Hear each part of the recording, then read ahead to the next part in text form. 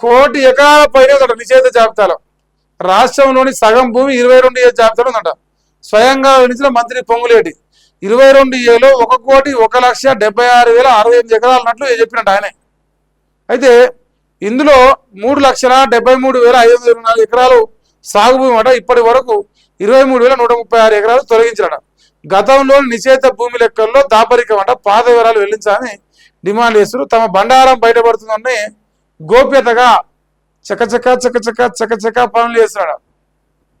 మీ ప్రభుత్వంలో ఎంతుండే వాళ్ళ ప్రభుత్వం ఎంతున్నది ఆ లెక్కలో బయట పెట్టి 22A జాబితా.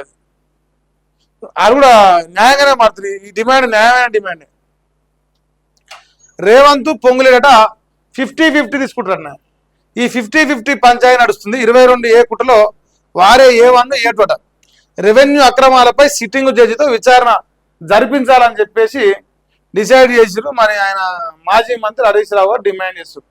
సో ఏది ఏమైనా ఈ 22A జాబితా అనేది రేవంత్ రెడ్డి ప్రభుత్వం పైన ఒక గుదిబండ లెక్క మారింది. ఏ క్షణమైనా రేపు రేవంత్ రెడ్డిని తప్పించడానికి లేదంటే ప్రభుత్వం కూలిపోవడానికి 22A కారణం కావచ్చు. చూడాలి మరి ఏం జరుగుతుంది. నిర్ణయాలు అయితే కింది మీదకి ఉన్నాయి. ఇక మెదక్కు 22A చాకు. నిషిద్ధ జాబితాలో 40,000 ఎకరాలు అంట ఓన్లీ మెదక్ల.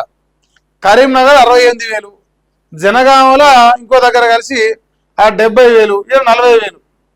రోజంత జిల్లాకో లెక్క రాస్తారు. రోజంత నమస్తే తెలంగాణలో ఉమ్మడి జిల్లా వ్యాప్తంగా వేలల్లో బాధితులట. అధికారిక వివరాలు వెల్లడించని ప్రభుత్వం అట. దాటలేదంటున్న రెవెన్యూ అధికారులట. 30 ఏళ్ల నాటి కాలనీల పైన నిషేధ పడగట. భూమి ఉన్నా అమ్ముకోలేని కొనలేని దుస్థితి. ఆఫీసుల చుట్టూ తిరుగుతున్న బాధితులు. ఏం చేయాలి మరి? అమ్మలేము, కొనలేము, ఏం చేయలేము. నల్లమల పులి రాజ్యాంగం దీని పేరు. సో తెలంగాణలో ఉన్న సామాన్య మధ్యతరగతి ప్రజల భూముల్ని మొత్తం గుంజుకునే కుట్ర, వాళ్ళ బతుకులో మనువు పోసే కుట్ర. మనం మంచి పనులు అయితే ఒకటి కూడా చేయం, లంగ పనులు అయితే వద్దన్నా చేస్తా ఉన్నాం. యూరియా యాప్ అట్టర్ ఫ్లాప్ అట. స్టేటు సెంట్రల్ యాప్స్ పనిచేయని దుస్తుందంట. రైతులు చెప్పాలి ఈ విషయం. యూరియా యాప్ పనిచేస్తుందట. పాలిటెక్నిక్ పై వెనకంజ.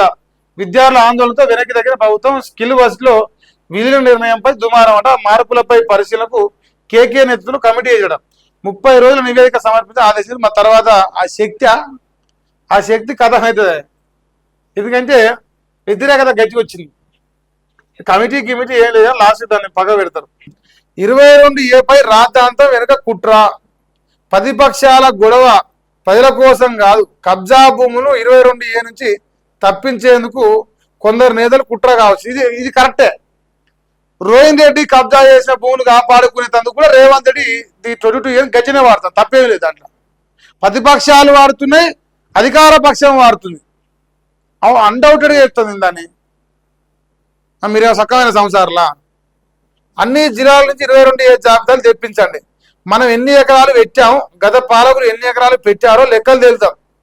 అధికారులు అప్రమత్తంగా వివరించాలి. మూసి 2వ దశ పనులకు ఇది వద్దు. కానీ ఇప్పుడు వాడు పెట్టి నేను పెట్టినా, వాళ్ళంగా నీళ్ళంగా, వాడు దొంగ నేను దొంగ అనేది ఎక్కడదా? అసలు 22A సమస్య అనేది గత ప్రభుత్వంలో ఇంత వచ్చిందా? గత ప్రభుత్వం ఇటు రాష్ట్రంలో రైతాంగం కానీ ప్రజలు కానీ రోడ్ల మీకు వచ్చిర్రా? ఏమో నీకు సిగ్గెట్ అనిపించలేదు. ప్రతిరోజునే ఓ రోజు ఉద్యోగులు, ఓ రోజు ఆటో కార్మికులు, ఓ రోజు విద్యార్థులు, ఓ రోజు వీళ్ళు, ఓ రోజు వాళ్ళు, ఏడు కాకపోతే రోడ్డు మీకు వచ్చారు. రోజు ఇదే పనా? నవ్వుతురు జనాలు నీ పాలన చూసి. ఎవడన్నా ఈ రాష్ట్రంలో రేవంత్ రెడ్డికి మళ్ళా ఓటేస్తాను చూపెట్టాడు కనిపించలేడే మాకు. నీ వెనకంగా డబ్బు ఓటేస్తా తప్ప ఎవడు కనిపించలేడు. అంత దుర్మార్గంగా ఉన్నది పరిపాలన. ప్రజలు సీదరించుకుంటున్నారు. ఏ జన్మలు చేసిన పాపం రాపై ఓటేసామంటారు. మరి ఏ జన్మలు చేసిన పాపం?